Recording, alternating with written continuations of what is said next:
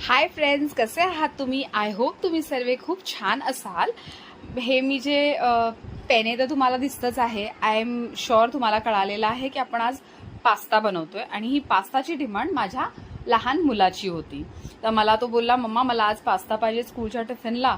त्यामुळे मग मी प्लॅन केला की ओके आपण पास्ता बनवूया. हे सगळे इन्ग्रेडियंट्स आहेत जे आपल्या पास्त्याला लागणार आहेत. आणि त्याचं म्हणजे कसं असतं, मी काही किचनमध्ये आली आणि काय करत असली त्याच्या आवडीचं की तो येतो आणि मध्ये मध्ये लुडबुड करतो. तुम्हाला पुढे माझ्या व्हिडिओमध्ये दिसेलच त्याचा हात त्याच्यामध्ये तुम्हाला हेल्प करतोय. स्कूलचा युनिफॉर्म वगैरे त्यांनी घातला, सगळी तयारी केली आणि मग त्याच्यानंतर तुम्हाला आला हेल्प करायला. एनिवेज आपण पास्ताकडे वळूया. आपला पास्ता जो आहे हा मी बॉईल करायला टाकला. त्याच्यामध्ये थोडं तेल टाकलं बॉईल करताना आणि थोडंसं मीठ घातलं चवीपुरतं. आता हा पास्ता आपला ऑलरेडी बॉईल झालेला आहे. पास्ता राईज होतो. पास्ता मी एका साईडला काढून ठेवलेला आहे.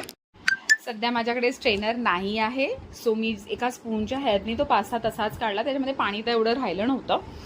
पास्ता करण्यासाठी आपल्याला सर्वप्रथम थोडंसं तेल घालायचं आहे. हा एकदम सिंपल पास्ता आहे. मी कशाची पेस्ट वगैरे काही बनवलेली नाही आहे.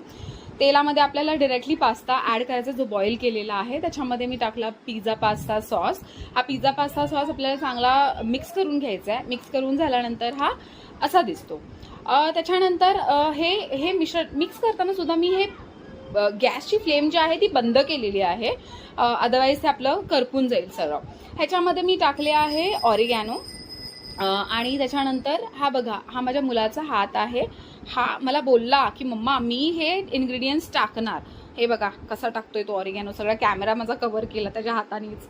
एनिवेज मग हे चिली फ्लेक्स आपण ॲड केले.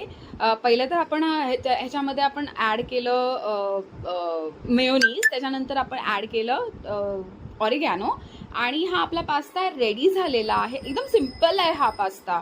म्हणजे त्याच्या स्कूल टिफिनला मला द्यायचा होता आणि घाई होती. माझा व्हिडिओ आवडल्यास प्लीज माझ्या चॅनलला सबस्क्राईब करा.